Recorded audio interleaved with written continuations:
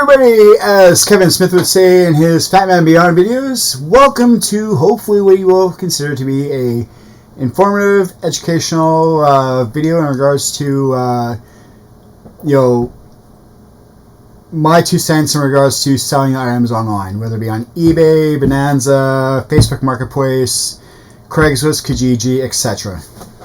So please forgive the bad audio. I'm literally using a Microsoft webcam, which has a microphone in it. I have a light on my desk, a small little USB light, which is nothing fancy, and I have a little light behind me.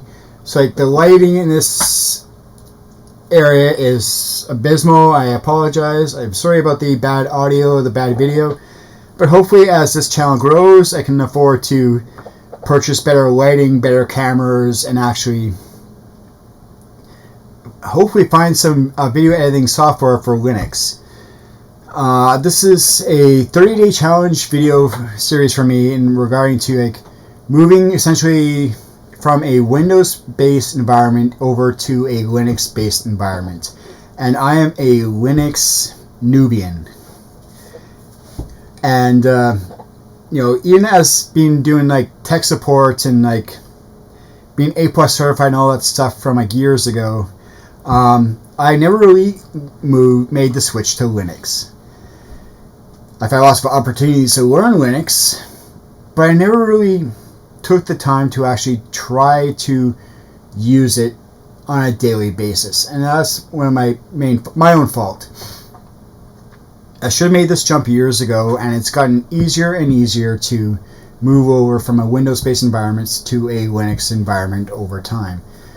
Back in the day, back in the 90s, there wasn't even a question. I'll just stick with Windows. The heck with Linux. I'm not going to have to. I don't want to have to compile my own kernels. I don't want to have to compile drivers and compile my own software, stuff like that.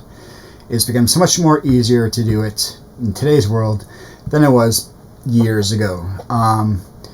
But anyway, I wanted to create the challenge for myself after watching the WAN show. I watch a lot of Linus Media Group videos, and I figured, I always see them hiring, and I always put my foot in the door, but you know what, I also put my foot in my mouth. And I apologize to Colton or whoever has to read those emails. I'm sorry. So I figured I'd start creating my own YouTube series, and you know what, hey, if somebody from LMG saw this video and they say, hey, why don't you bring your content over to Floatplane? You know what? I will. I would do that. But anyway, this series is going to be a 30-day challenge for myself to attempt to create a video a day for YouTube in regards to the reseller life, I guess. And don't turn this into a drinking game every time I say please don't. Drinking is bad. Water good. And if I had a Linus Tech Tips water mug, I'd say lttstore.com, you know? Anyway, let's get serious. Let's stop messing around. So, I sell stuff on eBay, I sell stuff on Facebook Marketplace, and I've been doing that for a while, pretty much just because of COVID. I haven't caught COVID, thank God, but I do everything I can do to prevent it by not going out in public when I don't have to. And I was working at a job, and then COVID hit. And I was working a job, I got promoted to supervisor, and then I'm like, you know what? My personal safety is worth more to me than this job. I have to take a leave of absence. These customers are getting too abusive. I can't do this. I need a leave of absence. I'll be back once this is all settled down. But with that being said, I want to state that the views and opinions expressed in this video are solely those of myself. They do not reflect the views of my past, current, or future employers. You got to cover your ass. So let's see here. How are we going to start off the first video of this 30-day challenge? Okay, how about this? How do I ship loose discs. Let's start off this first video with a simple topic of how do I ship loose discs, whether it be a DVD, an audio CD, or a video game, and how do I ship those and how do I test them? The key thing is, how do I test them? So let's go to my an eBay listing that I've already pulled up. Actually, let's go to, before I pull up the listing, I want to show one of the reasons why I list all my used movies, whether it be a DVD, Blu-ray, HD DVD, or a used video game for various consoles, why I list the majority of all my listings as acceptable condition.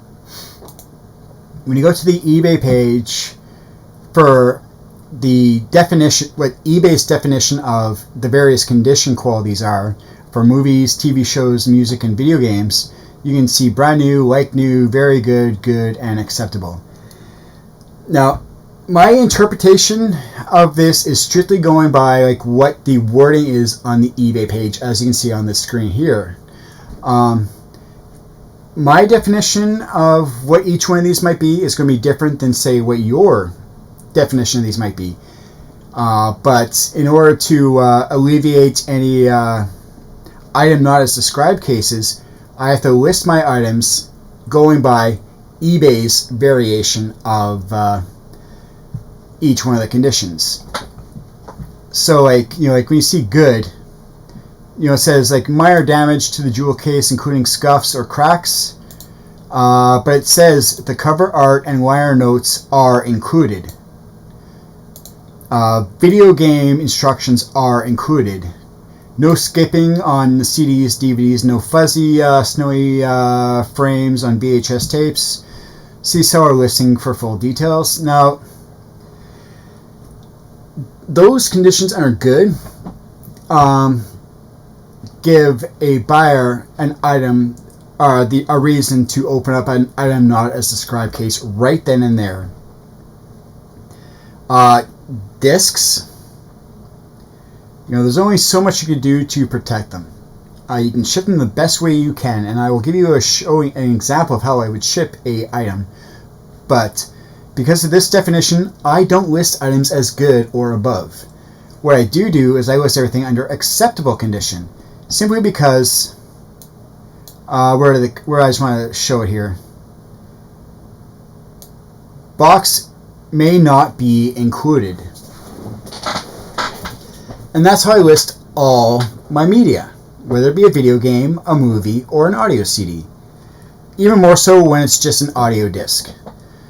So, like, as a seller, you really want to know all the nuances to eBay. You want to know the terms and conditions. You want to know, like, eBay's definition for each one of these condition states, because if you list say you listed a audio CD in this particular example we're going to do, which is going to be a disc-only game, or disc-only audio CD.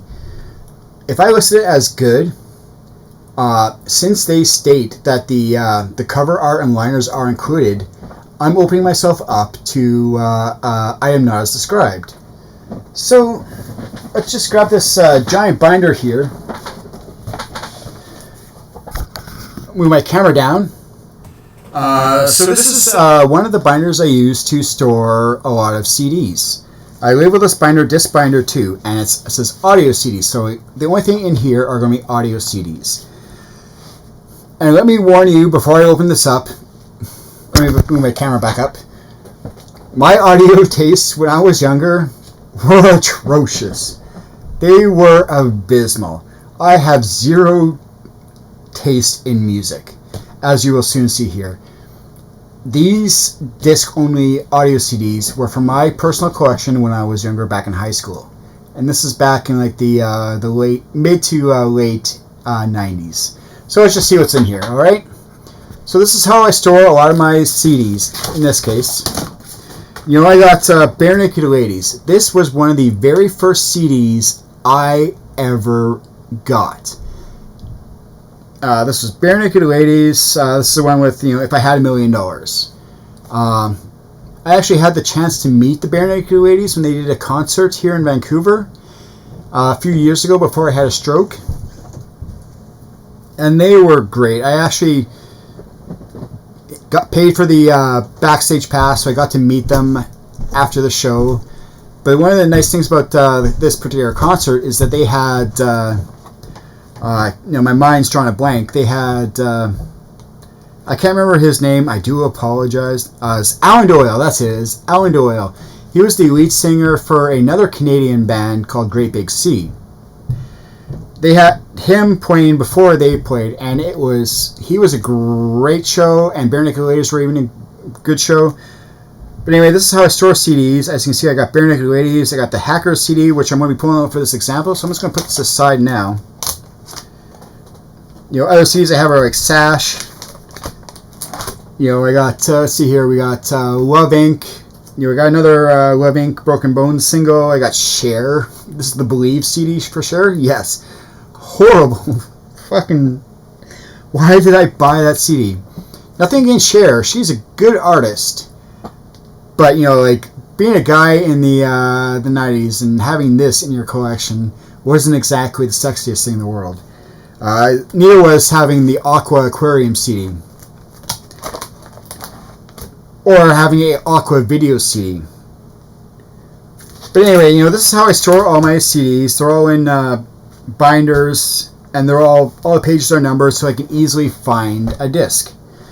So if I go into, in this case, the Hackers listing here, we can see a picture of the disc with the JFJ Easy Pro right behind it. That JFJ is right here. It's what I use to polish and resurface as many discs as I can to present the best possible item to the customer. Sorry for my chair squeaking again. We all got to start somewhere when we're starting to create YouTube channels, so the lighting's going to be bad, the audio is going to be bad, and the camera video is going to be bad for the first little while. As you can see, my chair is well used. It's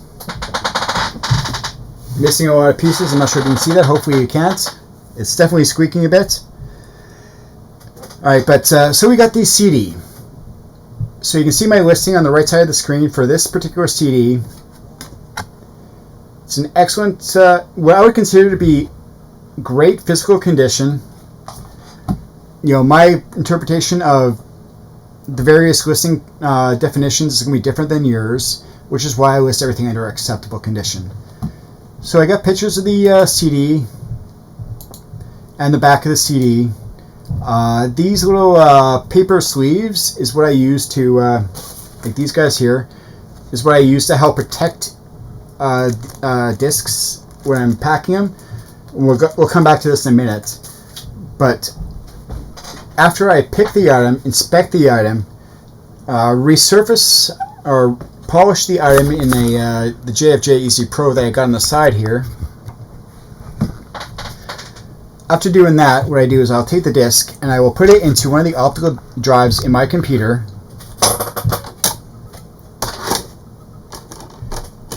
And I will do a rip test of that disc. So let me just show you the application I'm going to use here in Linux. Go into Sound and Video on this my setup. Go Asunder CD Ripper. So we're going to open that up. It's going to read the disc. It's going to download the information from the internet for the album and the artists, all the tracks and stuff like that, as you see it's doing. You can go into Preferences, you can go into Encode, and you can click on whatever you want. I just picked OGG for whatever reason. Sorry about the footsteps above me. That'd be the neighbors above me. They are very loud. But once we get our audio settings, we are just going to click on RIP. And what I'm going to do is click Yes to overwrite all existing files. And the CD will start spinning up while it starts to rip everything. We'll just leave that there while I talk about this. So, there are various ways to ship, say, a loose disc. In this case, we're just going to say this general DVD while this CD is ripping and testing. What I would do is I would take the paper sleeve, I would put the disc inside, and then I would put into where did I put it? A cardboard CD mailer. I use these cardboard CD mailers because they are cheaper to acquire. Sorry about the lighting again. They're cheaper to acquire, and they're cheaper generally than bubble mailers. Bubble mailers will generally, depending where you get them, will be upwards around like 40 cents to $1 each Canadian. Wherever that is American or wherever that is Euro, you can do your own conversions. As a Canadian reseller, all prices I talk about on my channel are generally going to be in Canadian dollars.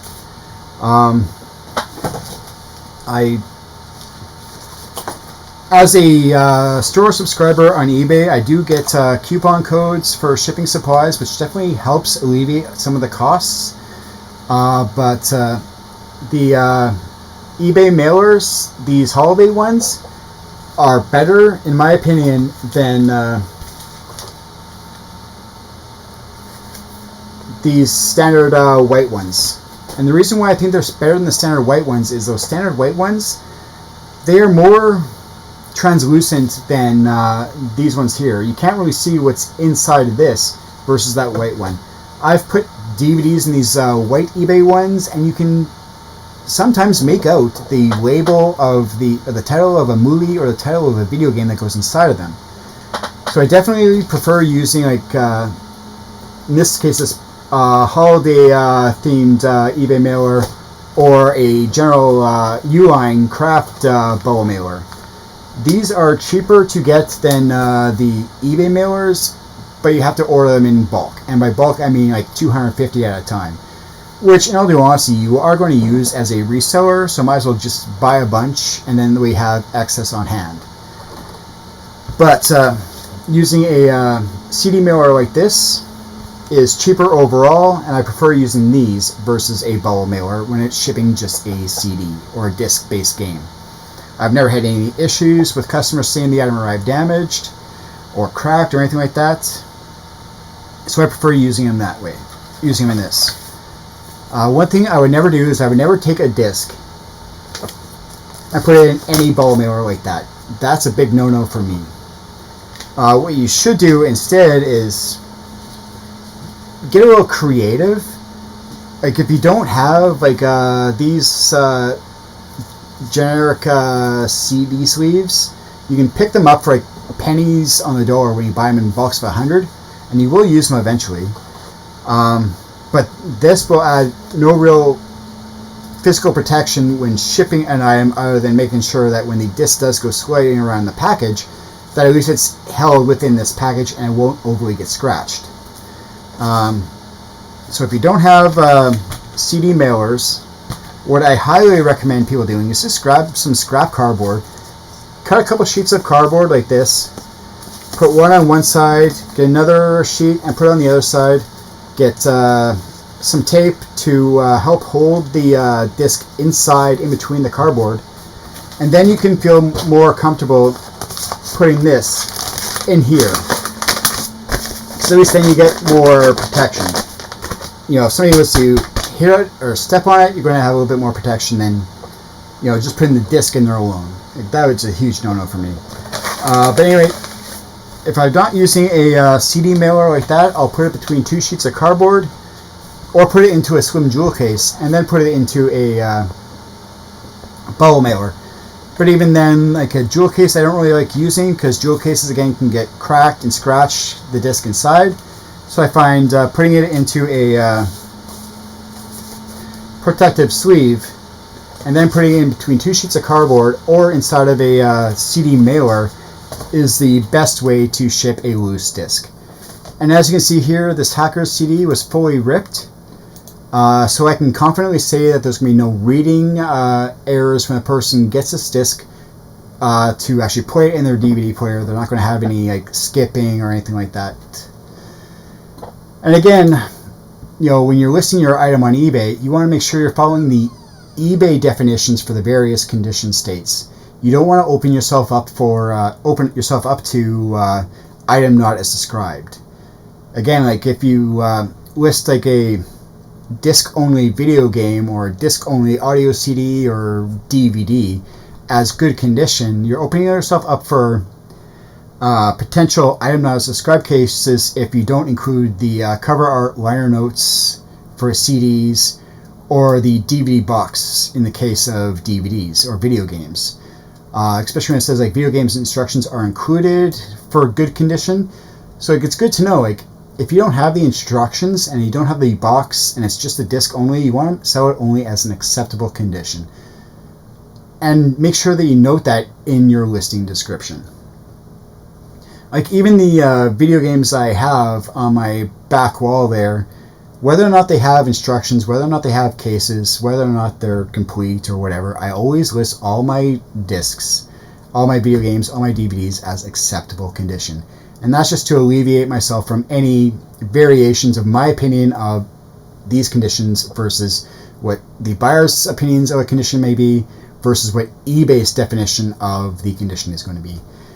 So anyway, that's just my 2 cents. One of the other things you're going to want as a eBay reseller is a reliable shipping scale. There's nothing worse than spending $20 with free shipping for a cheap scale from China, only to find out that you get packages back due to insufficient postage. And this will happen if you buy a cheap scale. When you buy a reliable scale, like in my case I have 2 scales, I have this Dymo scale right here and I have another Dymo scale right here. Each one of these scales will have different weight limits. Like this one here is good for up to like, I think it's up to 15 or 20 kilograms. Don't quote me on that. I can't remember exactly. But this one here is better for, you know, heavier parcels. The nice thing about these 2 scales is they have the same layout for buttons. So if I put an item on here and if it covers up the little LCD screen, I can hit the hold button, take the package off, and read the weight. If I could, what I would like is a scale where I could have like the display on the wall and the scale underneath it. And all the honesty, I would like a scale like that. I believe it's Cincinnati Pitco that has a scale like that. And I'm pretty sure Lonnie from Shed Flips has a similar scale to that. I think his is more of like an industrial scale, but they're larger scales. Or they're larger scales, and they're larger scale than say I am as an eBay reseller. Anyway, I hope this was informative to you. If you liked this video, please don't forget to like, share, and hit that subscribe button. If you hit that bell notification, you can see when I post my next video. All the best to everybody. Thanks for watching. If you found this informative, please give me a comment down below with what I should do for my next video in this 30-day challenge. Take it easy. Bye.